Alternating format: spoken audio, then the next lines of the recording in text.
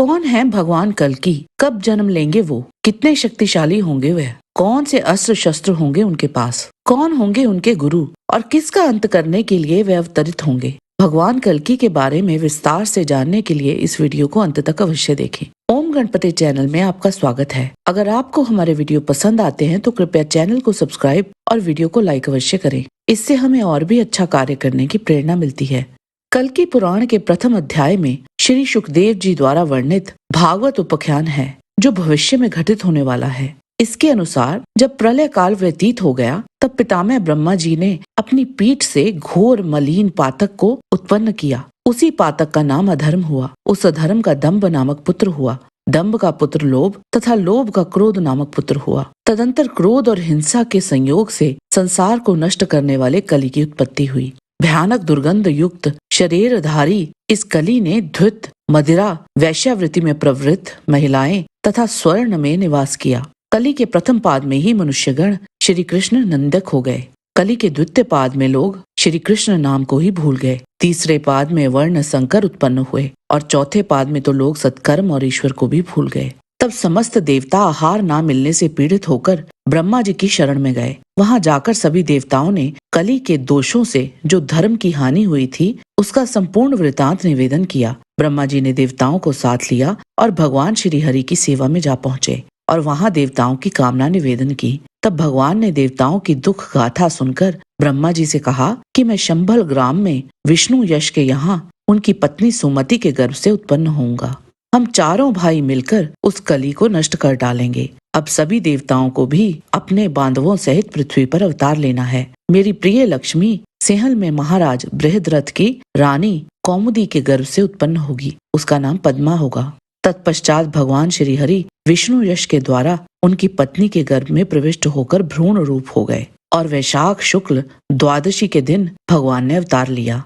उनके जन्म लेते ही ब्रह्मा जी ने वायुदेव जी को आज्ञा दी कि वह उन भगवान को जाकर कहें कि आपके चतुर्भुज स्वरूप का दर्शन देवताओं के लिए भी दुर्लभ है, अतः इस स्वरूप को छोड़कर मनुष्य रूप बनाइए। ब्रह्मा जी का संदेश प्राप्त होने पर भगवान ने अपना स्वरूप 2 भुजाओं से युक्त बना लिया। ये लीला देखकर उनके माता पिता विस्मित रह गए। फिर उस शंभल गांव में सभी पाप ताप नष्ट होकर नित्य नवीन मंगलाचार होने लगे। भगवान के शिशु रूप का दर्शन करने के लिए परशुराम, कृपाचार्य, वेद व्यास और अश्वत्थामा भिक्षुक वेश में वहां आए। इसके उपरांत मुनीश्वर वहां पधारे और उन्होंने जान लिया कि कलिकाल के विनाश के लिए भगवान स्वयं पधारे हैं। फिर उनका संस्कार करते हुए उनका नाम कल्कि रख के वे मुनीश्वर चले गए। आगे जब कल्कि जी को ये ज्ञात हुआ कि कलि के प्रभाव से सब ब्राह्मण या तो अधर्मी हो गए हैं या कलि के भय से दूसरे देश को चले गए हैं, तो उन्होंने कलि को नष्ट करने का निश्चय कर लिया और तब भगवान कल्कि गुरुकुल में निवास हेतु गए। कल्कि जी को गुरुकुल वास के लिए जाते हुए देख परशुराम जी उन्हें अपने आश्रम ले गए और भगवान को अपना परिचय दिया और उनसे बोले, तुम मुझे धर्म पूर्वक अपना गुरु मानो, मैं तुमको शिक्षा दूंगा। तब कल्कि जी वहीं रहकर वेदों का अध्ययन करने लगे। जब भगवान कल्कि 64 कलाएं और संपूर्ण धनुर्वेद का ज्ञान प्राप्त कर चुके, तब वे परशुराम जी को प्रणाम करके भगवान महादेव के मंदिर में गए और उन्हें संतुष्ट करने के लिए विधिवत पूजन करने लगे और भगवान शिव को निमित्त एक संपूर्ण स्तोत्र बोल डाला। उस स्तोत्र को सुन भगवान शिव प्रसन्न होकर देवी पार्वती सहित वहां साक्षात प्रकट हुए और कल्कि जी से इच्छित वर मांगने को कहा। भगवान शिव कल्कि जी से बोले, मैं आपको ये शीघ्र गति वाला बहुरूपी गरुड़, अश्व और ये सब कुछ जानने वाला तोता देता हूँ। बहुत भार वाली भयंकर रत्न सरुनाम की तलवार को आप ग्रहण कीजिए। तदंतर कल्कि जी महादेव जी को प्रणाम करके घोड़े पर सवार होकर शंभल लौट आए। कुछ वर्षों उपरांत भगवान कल्कि का विवाह पद्मावती जी से हुआ। कल्कि जी द्वारा पद्मावती जी के गर्भ से जय और विजय नाम के 2 पुत्र पैदा हुए। एक समय कल्कि जी दिग्विजय यात्रा पर निकल पड़े और सेना सहित कीकटपुर नगरी पहुँचे। यह नगरी बौद्ध धर्मावलंबियों का मुख्य स्थान है। यहाँ के लोग वैदिक धर्म को नहीं मानते, अपने पितरों और देवताओं की पूजा भी नहीं करते। कल्कि जी को वहां आया देख उस नगरी का राजा 2 अक्षौणी सेना सहित नगर से बाहर निकला। वहां कल्कि जी की सेना और उन बौद्ध सेना और उस सेना के सेना नायक जिन्न से भीषण युद्ध हुआ। कल्कि जी और उस जिन्न में हर प्रकार का युद्ध हुआ। अंततः कल्कि जी ने उन सब बौद्धों पर विजय पाई और उनका संहार कर डाला। इसके उपरांत भगवान कल्कि का मलेच्छों के साथ भी युद्ध हुआ। कल्की जी ने उन मलेच्छों के समूह का भी वध कर डाला। कल्की जी बौद्धों और मलेच्छों को हराकर और रत्न तथा धन लेकर सेना सहित कीकटपुरी से लौटे। एक बार कल्की जी ने दुखी हृदय वाले कुछ मुनियों को अपने नगर में आए देखा। कल्की जी ने उनसे पूछा कि आप लोग कौन हैं, आप किससे भयभीत हैं। उन मुनियों ने बताया कि कुंभकर्ण के पुत्र निकुंभ की एक कन्या है। वह आकाश मंडल से आधी ऊंची है। उसका नाम कुथोदरी है। उसी से हम भयभीत हैं, हमारी रक्षा कीजिए। तब कल्की जी अपनी सेना लेकर उस राक्षसी के पास पहुंचे और उससे युद्ध करने लगे। वह विशाल काय राक्षसी भयानक मुंह खोलकर अपनी सांस से रथ, हाथी, घोड़े आदि खींचकर हड़पने लगी। उसी तरह सेना सहित कल्की जी ने उस राक्षसी के पेट में प्रवेश किया। ये देखकर हर ओर हाहाकार मच गई, परंतु भगवान कल्की पापों का नाश करने वाली उस बड़ी तलवार से राक्षसी की कोख को भेद कर अपनी सेना सहित बाहर निकल आए। फिर कल्की जी ने उसी तलवार से उस राक्षसी के टुकड़े कर डाले।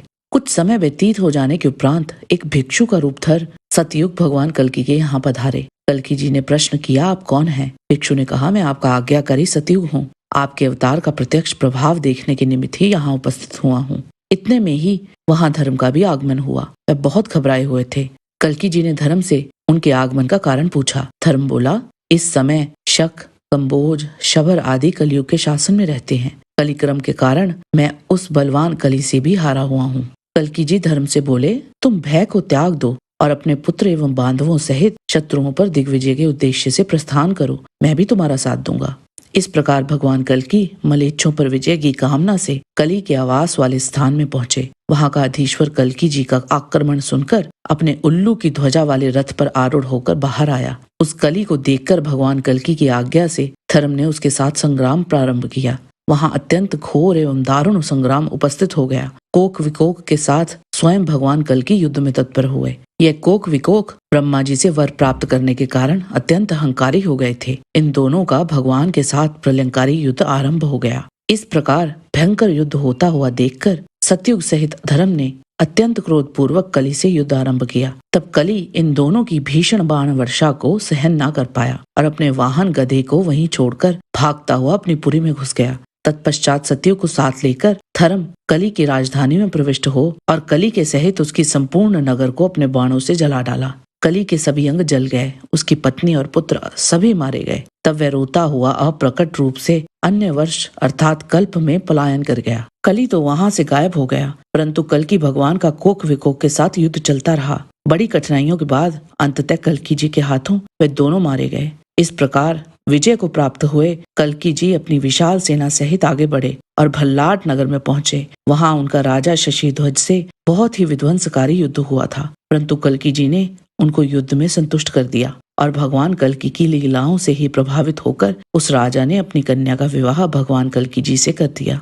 जब भूमंडल पर सत्य और धर्म स्थापित हो गया तो एक समय समस्त देवतागण वहां उपस्थित हुए और कल्की जी से बोले, हे भगवान, अब धर्म का कोई विरोधी नहीं बचा। अब आप इस भूमंडल के शासन को त्याग कर बैकुंठ के लिए प्रस्थान कीजिए। तब कल्की जी उनका ये निवेदन सुन बहुत प्रसन्न हुए और अपने मित्रों के साथ बैकुंठ जाने के लिए इच्छुक हुए और अपनी प्रजा को अच्छे उपदेश देकर अपनी दोनों पत्नियों के साथ वन में चले गए।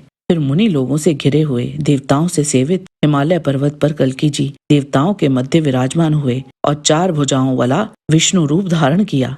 शंख, चक्र, गदा, पद्म, शारंग, धनुष आदि पूजित होने लगे। अपने पति महात्मा कल्की जी का ऐसा अचरज भरा रूप देखकर रमा और पद्मा, उनकी दोनों पत्नियां, अग्नि में प्रवेश कर उनमें लीन हो गई। कल्की जी की आज्ञा से धर्म और सतयुग इस पृथ्वी पर शत्रु रहित होकर दीर्घ काल तक विचरण करने लगे। देवापी और मारु इस पृथ्वी की रक्षा करने लगे। इस प्रकार अनंत प्रभु कल्की जी की कथा का, जो संसार को पवित्र बनाने वाली है, वर्णन करके सुखदेव जी नर नारायण आश्रम चले गए। इस कथा को सुनने से शोक, दुख और पाप दूर होता है। कलयुग से पैदा होने वाली बेचैनी दूर होती है। जय कल्की, जय जगतपते, पद्मापति, जय रमापते।